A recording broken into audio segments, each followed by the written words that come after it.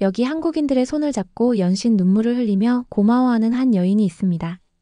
도대체 무슨 일이 있었던 걸까요? 안녕하세요. 저는 슬로베니아에 살고 있는 20대 직장인 마야입니다.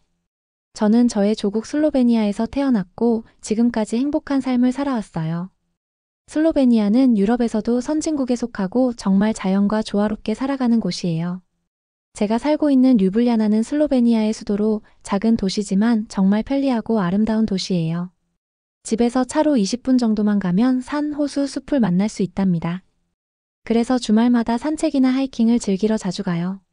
특히 블레드 호수는 정말 아름다워서 여유를 찾고 싶을 때 자주 가는 곳이에요. 호수 근처를 걷다 보면 물이 반짝이며 주변 자연 풍경이 너무 평화롭고 모든 스트레스가 사라지는 느낌이 들어요. 슬로베니아는 안전한 나라로도 잘 알려져 있어요. 도심에서 밤늦게 걸어도 무섭지 않고 항상 안전한 느낌이 들어요. 길을 걸을 때마다 사람들끼리 인사를 나누거나 웃으며 지나가는 모습을 자주 봐요. 이 작은 친절함들이 모여서 슬로베니아는 정말 따뜻하고 평화로운 나라라는 생각을 항상 해요. 또한 슬로베니아는 건강한 라이프 스타일을 중요시하는 나라예요. 사람들이 운동을 많이 하고 자전거를 타고 다니는 모습을 자주 볼 수 있어요. 저도 자주 자전거를 타고 도시를 돌아다니며 이곳의 자연을 느끼고 운동도 할 수 있어서 정말 좋아요. 슬로베니아는 자전거 친화적인 도시라서 자전거 도로가 잘 마련되어 있어서 어디든 편하게 자전거를 타고 이동할 수 있어요. 물론 대중교통도 잘 되어 있어서 차 없이도 편리하게 생활할 수 있어요. 슬로베니아에서 자란 저는 자연과의 균형, 안전한 환경, 건강한 삶이 얼마나 중요한지 잘 알고 있어요. 이곳에서의 생활은 정말 마음이 편안하고 매일 감사한 마음으로 하루하루를 살아가고 있답니다. 여러분도 언젠가 슬로베니아에 오신다면 이곳에서 누리는 평화롭고 건강한 삶을 직접 경험해 보시면 좋겠어요. 그건 그렇고 어느 날 저는 조금 의아한 이야기를 들었어요. 직장 동료인 알리사가 최근에 아이의 치료를 위해 한국으로 간다고 하더라고요. 처음 그 말을 들었을 때 저는 잠시 머리가 멍해졌습니다. 왜 하필 한국 같은 나라로 가는 걸까? 정말 그런 나라에서 치료가 잘 될까? 하는 생각이 들었어요. 알리사는 평소에도 건강과 관련된 이야기를 잘 나누지 않던 사람이었거든요. 그래서 갑자기 한국으로 치료를 간다고 하니까 사실 무슨 일인가 싶었어요. 제 머릿속에 떠오른 건 한국에 대해서 특별히 알고 있는 정보가 많지 않아서 그냥 단순한 호기심이었을 수도 있어요. 사실 한국이라고 하면 저는 K-팝이나 영화, 음식 같은 문화적인 이미지가 먼저 떠오르기 때문에 그곳이 의료 관광이나 치료로 유명하다는 건 전혀 생각하지 못했거든요. 그래서 처음에는 정말 놀랐어요. 저는 한국이 고급 의료 서비스나 혁신적인 치료법을 제공하는 곳이라는 사실을 전혀 모르고 있었던 거죠. 알리사 아이의 건강이 걱정도 되었지만 한편으론 부양할 자녀가 없는 현실에 안심을 하기도 했습니다. 사실 저는 그때까지만 해도 평생 결혼은 하지 않겠다고 다짐한 비혼주의자였거든요. 항상 혼자도 잘 살 수 있다며 스스로에게 말하곤 했죠. 그런데 그 사람을 만난 후 제 생각은 완전히 바뀌었습니다. 이제 저는 결혼까지 결심하게 되었어요. 처음 그를 만났을 때 저는 여전히 결혼에 대한 생각이 없었어요. 그냥 좋은 친구가 될 수 있겠다는 생각만 했죠. 그는 너무 매력적이고 따뜻하며 무엇보다 나와 대화가 잘 통하는 사람이었어요. 처음에는 그저 편안한 대화 상대일 뿐이라고 생각했는데 시간이 지나면서 그의 진지한 태도와 내가 느끼지 못했던 소중한 감정들이 제 안에서 자꾸 커져갔어요. 그와 함께한 시간이 길어질수록 그 사람의 배려심과 긍정적인 에너지에 끌리게 되었습니다. 그는 언제나 저를 지지해주고 저의 생각과 꿈을 존중해 주었어요. 그리고 저에게 말했죠. 마야, 내가 널 사랑한다는 걸 알고 있지? 그 말을 들었을 때 제 마음속 깊은 곳에서 무언가 바뀌는 것을 느꼈어요. 그동안 결혼에 대해 부정적이었던 제 마음이 조금씩 열리기 시작한 거죠. 처음으로 결혼해도 좋겠다는 생각이 들었을 때 저는 그에게 이렇게 말했어요. 우리 함께 미래를 만들어가고 싶어. 그도 기쁜 표정으로 저를 안아주며 말했죠. 그래, 나도 너와 함께하는 미래를 꿈꾸고 있어. 이렇게 결혼을 결심하게 된 후 우리는 결혼 준비를 시작했습니다. 사실 결혼 준비는 생각보다 훨씬 더 기쁘고 설레는 일이었어요. 저는 전통적인 방식의 결혼식을 선호했지만 그는 좀 더 현대적이고 자유로운 스타일을 원했죠. 그래서 우리는 서로의 의견을 조율하며 우리만의 특별한 결혼식을 만들기로 했습니다. 결혼식은 제가 좋아하는 슬로베니아의 자연 속에서 진행하기로 했어요.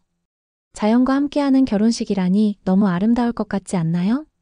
결혼 준비를 하면서 가장 행복했던 순간은 웨딩드레스를 고를 때였어요. 처음에는 조금 부담스러웠지만 드레스를 입어보면서 저도 모르게 미소가 번졌어요. 드레스를 입고 거울을 봤을 때 그 모습이 정말 꿈만 같아서 그 사람과 함께할 모든 순간들이 더욱 소중하게 느껴졌죠. 그런데 그때 예상하지 못했던 불행의 그림자가 저를 덮치고 말았습니다. 그 시작은 손목 통증이었어요. 처음엔 단순히 팔꿈치나 손목을 많이 사용했으니까 생긴 통증이라 생각하고 별로 신경을 쓰지 않았어요. 하지만 그 통증이 점점 심해지면서 하루하루가 견디기 힘들어졌습니다. 처음엔 손목이 조금 아프다 느끼며 일상생활에 큰 지장은 없었어요. 그냥 조금 무리하지 않으면 괜찮겠지 하고 넘겼죠. 그런데 어느 날 통증이 점점 더 심해지기 시작했어요. 손목이 아픈 정도를 넘어서 팔꿈치까지 통증이 번졌고 더 심한 건 그 통증이 어깨와 목으로도 퍼지기 시작한 거예요. 하루하루 지나면서 점점 더 몸의 여러 부위가 아프고 심한 피로감에 시달리게 됐습니다. 저는 정말 놀랐습니다. 왜 이러는지 모르겠어요. 처음엔 단순히 일 때문에 지친 건가 싶었는데 점차 그 통증이 온몸을 뒤덮는 느낌이었어요. 목은 계속 뻐근하고 어깨는 아프고 손목은 마치 무거운 짐을 든 것처럼 아프고 특히 밤에 자려고 누우면 어디를 어떻게 눕혀도 통증이 가라앉지 않아서 잠을 자는 게 너무 힘들었어요. 몇 번이나 병원을 찾아갔지만 의사들은 특별한 이상이 없다며 스트레스나 과로 때문일 거라고만 하셨어요. 스트레스일 수도 있다고 하시긴 했지만 그저 그렇게 넘길 수 없었어요. 저는 뭔가 문제가 있는 거 아닐까라는 불안감이 점점 더 커졌고 제 몸이 더 이상 이렇게 아픈 이유를 찾을 수 없어서 너무 답답하고 무서웠습니다. 처음엔 잠시 지나겠지 하며 버텼어요. 힘을 내야 한다는 마음이 컸기 때문입니다. 하지만 시간이 지나면서 통증은 더 심해졌고 몸의 피로감은 점점 더 악화되었습니다. 이제는 아무리 쉬어도 피곤하고 어떤 일을 해도 몸이 아프고 손목뿐만 아니라 어깨, 목, 심지어 허리까지 아파서 제대로 일어나는 것조차 힘들어요. 결국에는 통증이 몸 전체로 퍼지는 느낌이 들어서 걷는 것도 힘들고 뭔가 손을 쓰려고 할 때마다 몸이 저항하는 것처럼 아픈 곳들이 한꺼번에 다가오는 느낌이었어요. 저는 이제 하루하루를 버티는 것이 너무 힘든 상황이 되었어요. 그저 아무것도 하지 않고 가만히 있으면 조금 나을까 싶어서 누워있기도 했지만 누워 있어도 통증이 계속해서 덧대어지는 것 같았어요. 이게 뭘까? 하는 생각이 끊이지 않았습니다. 일상에서 제 몸을 움직일 때마다 그때마다 통증이 점점 더 심해지니까 무엇을 해야 할지 모를 정도로 걱정이 되었습니다. 몸이 아프면 더 힘든 건 정신적인 스트레스예요. 가끔은 너무 피곤하고 아픈 곳이 너무 많아서 웃는 것도 힘든 순간이 많아졌습니다. 가족과 친구들에게 말할 때마다 그들이 걱정하는 모습이 또 저를 더 불안하게 만들었죠. 하지만 저는 그냥 시간이 지나면 괜찮아지겠지 하며 스스로 속이고 있었어요. 어쩔 수 없이 또다시 병원을 찾았습니다. 그곳에서 내가 얼마나 절망하게 될 줄은 상상도 못한 채 말이지요. 병원에 도착했을 때 내가 아픈 부분에 대해 제대로 된 검사를 받고 원인이라도 알 수 있을까라는 기대가 조금 있었죠. 하지만 그 기대는 너무나도 빨리 부서졌습니다. 의사는 제 증상에 대해 간단히 묻더니 그저 손목이 아프고 피곤하다는 얘기만 듣고는 원인은 스트레스라고 하더라고요. 처음에는 뭐라고 반박할 힘도 없었어요. 그래서 제 이야기를 하면서도 속으로는 정말 그럴까? 하는 의심이 들었어요. 의사 선생님은 제 증상이 심리적인 원인에서 비롯된 것일 수 있다고만 얘기하고 아무런 정밀 검사 없이 그저 진통제만 처방해 주셨어요. 제가 검사를 받기 원한다고 여러 번 말했는데 의사는 검사는 굳이 필요 없다고 하면서 그저 스트레스 해소가 답이라고만 했습니다. 그리고는 진통제와 함께 간단한 진정제를 주면서 조금 쉬면 나아질 거다는 말을 남기셨죠. 그 말을 들었을 때 저는 너무 절망적이고 허탈한 기분이 들었습니다. 진통제를 받았다고 해서 갑자기 제 몸이 나아질 리도 없고 제 마음속에서는 이게 과연 해결책일까라는 생각만 계속 떠오른 채 병원을 나왔어요. 그저 약을 먹고 쉬라는 말에 저는 제 몸의 고통을 어떻게 해야 할지 모르겠더라고요. 아무리 약을 먹어도 통증이 사라지지 않았고 그저 증상을 덮어놓는 것 같다는 생각만 들었어요. 병원에서는 아무런 정확한 진단도 받지 못한 채 그저 통증을 완화하는 약물만 받았다는 사실이 저를 너무 허탈하게 만들었습니다. 저는 왜 이렇게 된 건지, 왜 저에게만 이런 일이 생기는지 궁금하고 답답한 마음뿐이에요. 병원에서 제대로 된 검사를 받을 수 있을 거라고 믿었지만 결국 아무것도 찾지 못한 채 돌아온 게 정말 낯설고 속상했어요. 이제는 뭘 해야 할지 모르겠어요. 의사의 말처럼 그냥 스트레스 때문이라면 쉬면서 괜찮아지겠죠? 하지만 그게 진짜 해결책일까요? 왜 이렇게 몸이 아픈지, 왜 이렇게 힘든지 아무도 제대로 알려주지 않았다는 게 너무 마음에 와 닿지 않았어요. 진통제만 먹고 참으면 나아질까? 하는 불안한 마음이 계속 들었죠. 이런 상황이 반복되면서 점점 더 자신감이 떨어지고 의심이 커져갔습니다. 제가 뭘 해야 할지, 어떻게 이 문제를 해결해야 할지 길을 잃은 느낌이었어요. 병원에 갔다고 해서 이 고통이 해결되는 게 아니었고 오히려 더 큰 불안과 절망감만 남은 것 같아요. 지금은 진짜 원인을 알 수 있는 방법을 찾고 싶고 그저 약으로 통증을 가리는 것만으로는 제 몸과 마음을 돌릴 수 없다고 느껴요. 왜 내 몸이 이렇게 아픈지 진짜 알 수 있기를 바랄 뿐이었어요. 상황이 이러니 결혼도 직장도 모두 엉망이 되었어요. 결혼 준비는 하지도 못하고 있고 직장도 결근하는 날이 많아졌죠. 정말 모든 것을 포기하고 싶은 마음뿐이었어요. 그러던 어느 날 알리사에게서 전화 한 통을 받게 되었어요. 알리사는 몇 달 전 아이의 치료를 위해 한국에 갔었어요. 처음에 알리사가 한국으로 간다고 했을 때는 제가 한국의 의료 시스템에 대해서 잘 모르던 때라서 조금 의아했었죠. 그런데 이제 알리사가 치료를 마치고 돌아와서 그 이야기를 듣고 정말 많은 생각이 들었어요. 알리사에게 그동안 어떻게 지냈는지, 아이의 상태가 좋아졌는지 물어봤어요. 알리사는 밝은 목소리로 말했어요. 마야, 정말 잘 다녀왔어. 치료도 너무 잘 받았고 아이 상태가 많이 좋아졌어. 그 말을 듣고 저는 안도감과 함께 호기심이 생겼습니다. 정말요? 치료가 잘 되었나요? 라고 물었더니 알리사는 한국에서의 경험을 차근차근 풀어주었어요. 알리사는 먼저 한국의 의료 기술에 대해 이야기했어요. 한국에서는 최신 의료 기술을 사용하고 정말 정밀하게 검사해 주더라고. 우리가 걱정했던 부분을 정확히 짚어주고 개별적인 치료 계획을 세워줘서 너무 감사했어. 그 말을 들으면서 저는 정말 깜짝 놀랐어요. 한국이 그렇게 의료 분야에서 앞서 있다는 건 몰랐거든요. 특히 아이가 필요한 맞춤형 치료에 대해 그렇게 섬세하게 접근한다는 게 정말 인상적이었어요. 알리사는 또 한국에서의 의료 서비스에 대해 이렇게 말했어요. 한국의 병원은 서비스가 정말 뛰어나.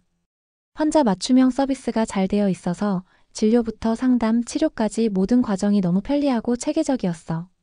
병원에 도착하면 모든 게 매끄럽게 진행되니까 마음이 정말 편안했어. 그 말을 들으면서 저는 한국의 의료 시스템이 단순히 기술뿐만 아니라 환자 중심의 서비스에 있어서도 최고라는 걸 알게 되었어요. 그리고 알리사는 병원 내에서도 친절한 직원들과 세심한 배려에 대해 이야기했어요. 의사 선생님들뿐만 아니라 간호사들까지도 정말 친절했어.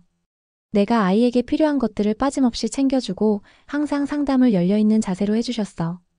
그런 걸 보면서 정말 믿음이 갔고 아이가 치료받는 동안 정말 안심할 수 있었어.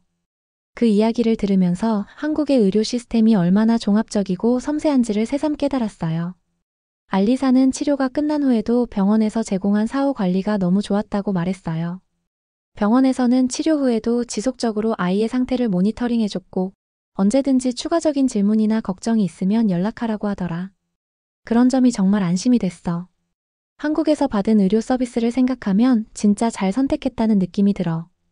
알리사의 이야기를 들으면서 한국의 의료 시스템은 단순히 의료 기술이 뛰어난 것뿐만 아니라 환자 중심의 서비스와 정밀한 관리까지 모두 갖춘 체계적인 시스템이라는 걸 이제야 제대로 알게 되었어요. 알리사는 말하길 한국에서 받은 치료 덕분에 아이의 상태가 많이 나아졌고 앞으로도 아이가 더 건강해지기를 바란다고 했어요. 그 말을 들으면서 저는 그냥 대충 치료를 받고 돌아온 게 아니라 정말 최고의 치료를 받았다는 걸 알게 되었어요. 그리고 생각했어요. 지금의 이 절망에서 나를 구해줄 것은 바로 한국뿐이라고요. 하지만 지금까지의 삶을 모두 정리하고 떠난다는 것은 결코 쉽지 않았어요. 특히 제 직장은 안정적인 직장이라서 휴직을 하거나 심지어 직장을 떠나야 하는 상황이 될 수 있다는 점이 걱정되었죠. 하지만 제 건강이 우선이기 때문에 지금이라도 치료를 받는 것이 가장 중요한 일이라고 생각하게 되었습니다. 저는 직장에 가서 휴직 신청을 하기로 했습니다. 한 달 동안이라도 병을 치료하기 위해 시간을 보내는 것이 나을 거라 결심했어요. 당장 경제적 걱정도 있었고 휴직 후 복귀가 불확실할 수 있다는 점도 불안했지만 지금 이 상태로 일을 계속하다가는 더 큰 문제가 생길 것 같다는 생각이 들었습니다. 제 몸이 계속 이렇게 아프다면 어떤 일이든 제대로 할 수 없을 것이었어요. 한국에서 치료를 받기로 결정한 이후에는 모든 준비를 해야 했습니다. 병원도 알아보고 항공편도 예약하고 치료와 회복에 필요한 기간을 고려해서 모든 일정을 조정해야 했습니다. 이 과정에서 주변 사람들은 많이 걱정해 주었지만 저도 불안하면서도 희망을 품고 있었습니다. 어떤 변화가 일어날지 모르겠지만 그동안의 고통을 끝내기 위해서는 이 길을 가야 한다는 확신이 있었어요. 직장을 떠나게 되는 것도 쉽지 않은 일이었지만 제가 정말 치료가 필요하다는 것을 알고 있는 이상 후회 없이 결정을 내렸습니다.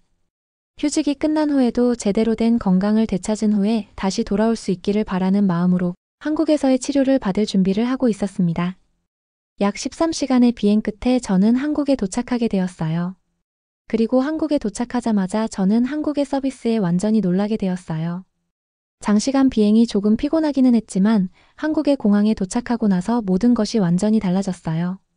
처음에 공항에 도착했을 때 그저 편리한 시설과 최첨단 시스템에 감탄하면서 이곳에서의 모든 경험이 정말 완벽하다고 느꼈습니다.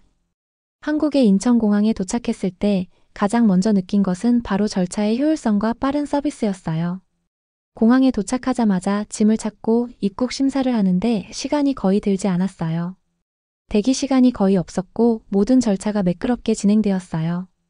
입국 심사를 마친 후 화장실, 안내데스크, 환전소 등 다양한 시설이 바로 눈에 띄었고 편리하게 이용할 수 있었어요.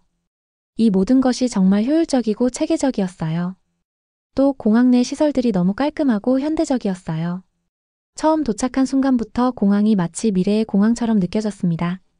디지털 표지판과 자율화된 서비스 시스템이 너무나 잘 되어 있어서 처음 왔는데도 전혀 길을 잃을 걱정이 없었어요.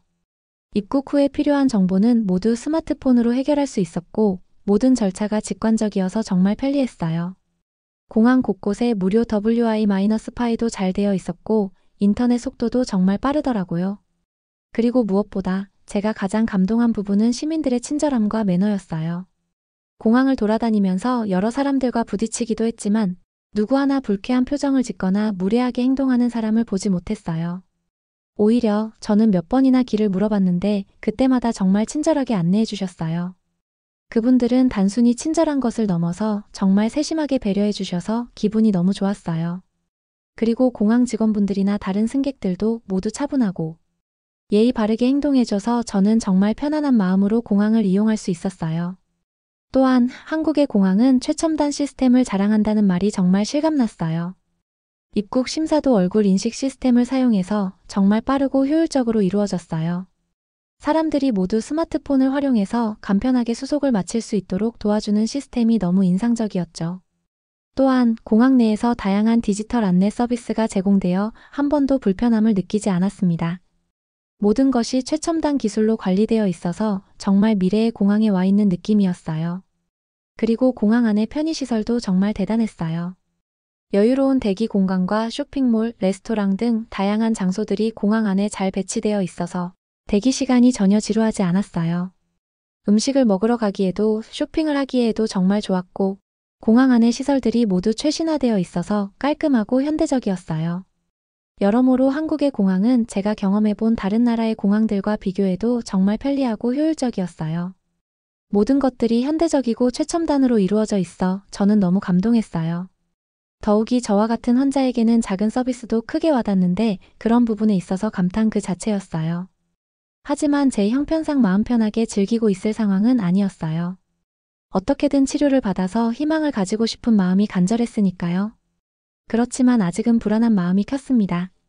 한국의 의료 서비스를 직접 겪어보지도 못했고 전해 들은 이야기가 전부였으니까요. 이런저런 불안한 마음을 간직한 채 한국에서의 하룻밤을 보냈습니다. 다음 날, 기대 반 걱정 반으로 한국의 병원을 방문했습니다. 한국의 병원에 처음 방문했을 때 가장 먼저 느낀 것은 대기 시간의 효율성이었어요. 다른 나라에서는 병원에 가면 대기 시간이 길고 여러 절차가 번거롭게 느껴지기도 했는데 한국에서는 대기 시간도 매우 짧고 모든 절차가 매우 신속하고 효율적이었어요. 특히 접수부터 진료까지 모든 것이 체계적으로 이루어졌기 때문에 불필요하게 기다릴 필요가 없었어요. 그리고 제가 받았던 진료와 검사들이 정말 정확하고 적절하게 이루어졌다는 점에서 너무 감동적이었어요. 의사 선생님께서는 제 증상을 세심하게 듣고 꼼꼼하게 검사를 진행해 주셨어요. 저는 그동안 여러 병원을 다니면서 자신의 증상에 대해 제대로 설명하기도 힘들었고, 가끔은 진료가 흐지부지되는 느낌을 받았는데, 한국의 의료진은 저의 모든 증상에 대해 신경을 써주고 체계적으로 분석을 해주셨습니다. 검사도 필요한 것들만 정확히 받아 불필요한 검사를 받지 않고 적절한 치료 계획을 세울 수 있었어요. 이렇게 효율적이고 정확한 진료는 정말 처음 경험하는 것이었어요. 특히 기억에 남는 것은 의사 선생님과 간호사분들의 친절함과 배려였어요. 저는 사실 몸 상태가 나쁘고 불안한 마음이 너무 컸거든요. 그래서 진료를 받는 동안 마음이 많이 떨리고 걱정도 되었습니다. 그런데 의사 선생님께서 제 상태를 듣고 나서 마야 씨 걱정하지 마세요. 저희가 정말 잘 도와드릴 수 있습니다. 라고 하시면서 제 마음을 편안하게 해주셨습니다. 간호사분들도 항상 미소를 잃지 않고 친절하게 안내해 주셨고 제 불안한 마음을 잘 이해해 주시며 함께 마음을 다독여 주셨습니다. 그 덕분에 저는 정말 큰 안도감을 느꼈어요.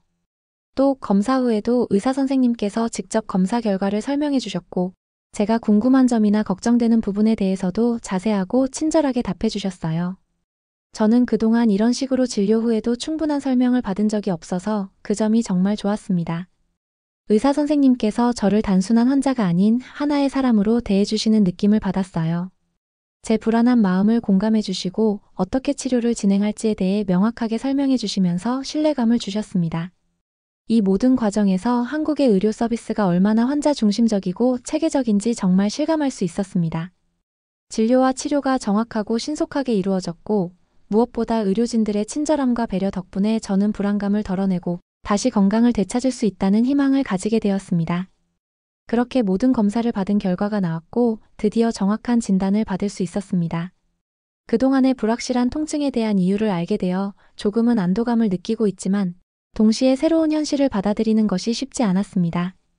검사 결과 저는 섬유근 육통이라는 진단을 받았습니다. 사실 섬유근 육통이라는 이름을 처음 들었을 때는 그저 생소하고 낯선 질병이라는 생각이 들었어요. 제가 겪고 있는 통증이 정확히 무엇인지 몰라서 많은 병원들을 다녔고 여러 검사를 했지만 그동안 명확한 원인을 찾지 못했던 저에게는 조금 충격적인 결과였어요. 하지만 한편으로는 그동안의 불확실한 통증에 대해 이유를 알게 되어서 조금은 홀가분한 기분도 들었습니다.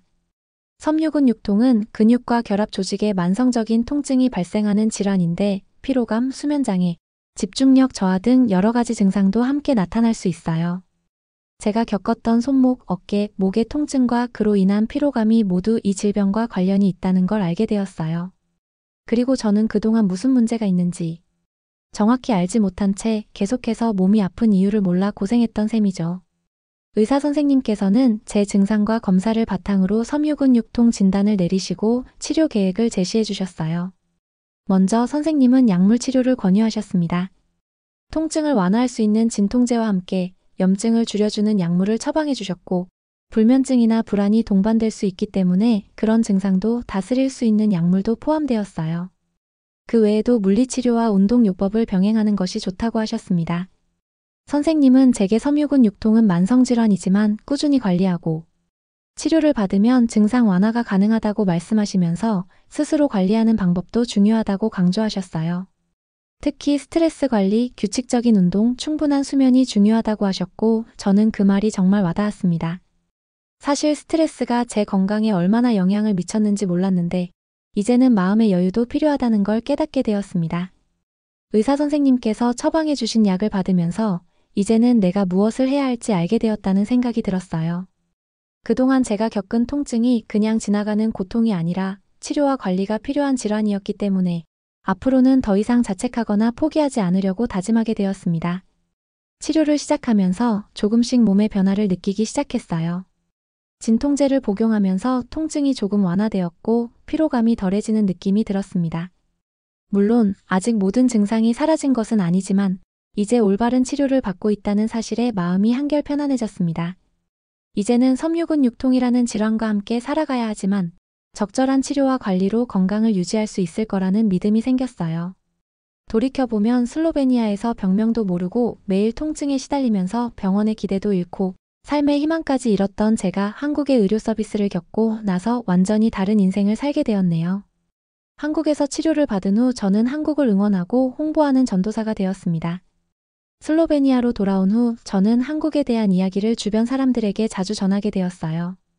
한국에서 치료받은 경험을 들려주면서 한국의 의료 시스템뿐만 아니라 한국 사람들이 가진 따뜻한 마음과 친절함을 이야기했죠. 제가 슬로베니아에 있을 때는 한국에 대해 별로 관심이 없었지만 이제는 한국의 모든 것을 사랑하게 되었기 때문에 이 나라의 이야기를 많이 전하고 싶어졌습니다. 저는 한국에서의 의료 경험이 얼마나 긍정적인 영향을 미쳤는지, 한국 의료 시스템이 얼마나 체계적이고 발전했는지를 강조하며 슬로베니아 사람들에게 한국을 자랑하고 다녔어요. 특히 한국에서 저와 같은 어려움을 겪고 있는 사람들이 있다면 그들에게 한국을 추천해주고 싶다는 마음이 들었습니다. 그 후로 저는 한국을 여행할 기회가 있을 때마다 자주 가게 되었습니다. 한국 여행을 떠날 때마다 한국의 문화, 음식, 풍경은 물론이고 사람들의 친절함과 매너를 다시 한번 느낄 수 있었어요. 제가 경험한 한국의 의료만큼이나 한국의 문화와 사회에 대한 인식도 점점 긍정적으로 바뀌었습니다. 그리고 저는 이제 슬로베니아에 있을 때도 한국을 응원하는 마음으로 한국의 발전을 바라보며 소소한 일상에서도 한국을 소개하고 다닙니다. 한국에서의 경험 덕분에 저는 이제 한국을 응원하는 전도사처럼 된 기분이에요. 저는 한국이 정말 뛰어난 나라라는 것을 슬로베니아 사람들에게, 또 다른 사람들에게 이야기하며 한국을 사랑하는 마음을 계속 나누고 있습니다. 그리고 앞으로도 한국을 방문할 때마다 그곳에서 새로운 경험을 하고 한국의 발전을 지켜보며 응원할 것입니다. 정말이지 태어나던 그날 병원의 의사 선생님과 간호사 선생님이 모두 저에게 손을 흔들며 잘 가라는 인사를 하던 모습은 제 평생 잊을 수 없을 것 같아요. 지금은 멀리 있지만 언제나 한국을 사랑하는 마음은 변함없고 한국이 점점 더 성장하고 발전하는 모습을 보며 항상 긍정적이고 응원하는 마음을 가지고 있습니다. 한국을 사랑하게 된 제 이야기가 많은 사람들에게 영감을 주고 또 한국을 방문하고 싶어하는 마음을 심어주는 계기가 되었으면 좋겠습니다.